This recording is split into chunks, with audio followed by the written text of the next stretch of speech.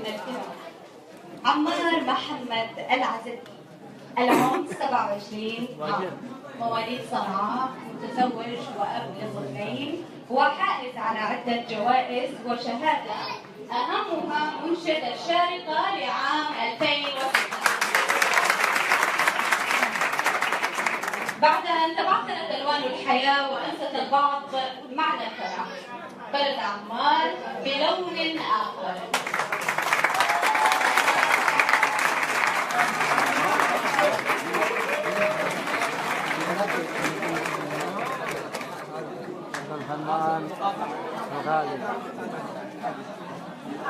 أكيد بنرحب بضيوفنا مشتركي أرب ايدل، الفنان حمام.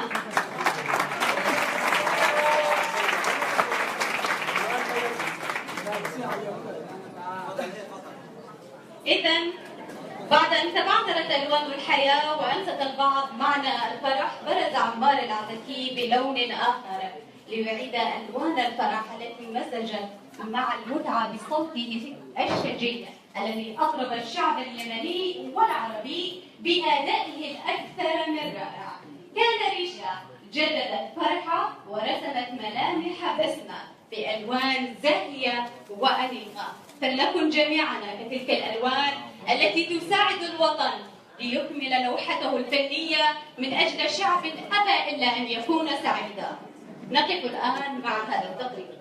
إذا بتريدوا بس شوي عشان هاي المواقف اللي بتعرفها في الدراسة صارت لي عيد في الجامعة في المدرسة. أول ما دخلت على الجامعة كنت في جامعة الشرقة، أول ما دخلت على الجامعة الدكتور قال لي وين رايح؟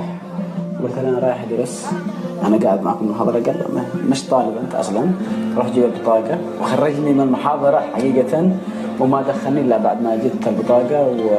وهكذا وأكثر محاضرة وأكثر من دكتور.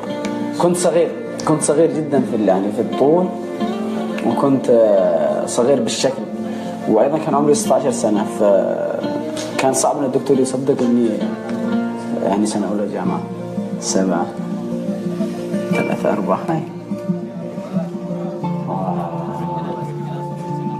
هذا ابني عبد الرحمن الكبير، هذا أخي زكريا الصغير، وبعده عماد. هذا أخي ياسر اللي بعدي، هذا جارنا وصديقي عماد جدي، هذا عز استكاي مازن. رجعت